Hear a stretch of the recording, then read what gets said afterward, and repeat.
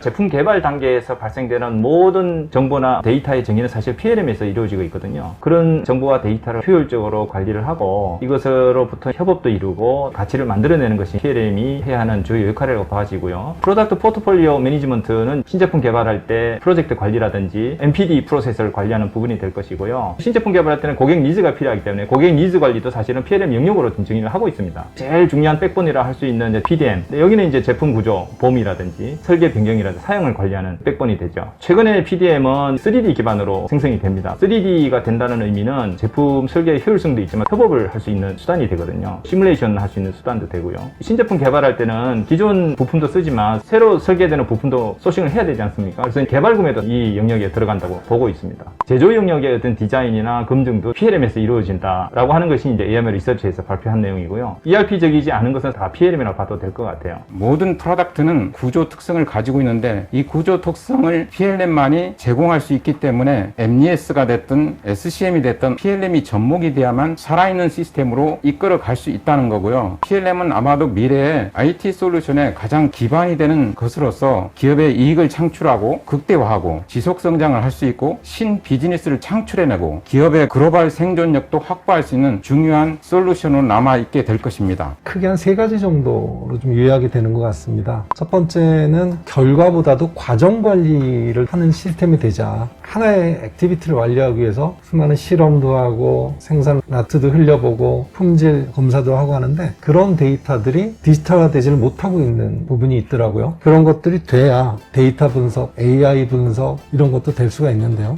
두 번째로는 협업 개발입니다. 이제는 협력업체라든가 또는 외국의 연구소라든가 라인이라든가 이런 쪽하고 긴밀하게 협조하지 않으면 스피드 개발이라는 게 대응이 되지 않기 때문에 이 협업이 매우 중요한 상황이 된 것 같습니다. 그래서 클라우드 기술을 사용해서 보안도 해결되면서 협업할 수 있는 이런 니즈가 두 번째가 되겠고요. 세 번째는 사용자 위주의 시스템이 되어야 된다. 요즘 MZ세대라고 얘기를 하고 있는데 그런 사람들의 생각, 일하는 방식, 그 변화를 빨리 캐치해서 PLM도 대응을 해야 되겠다. 이렇게 3가지가 최근의 트렌드라고 좀 판단이 되고 있습니다.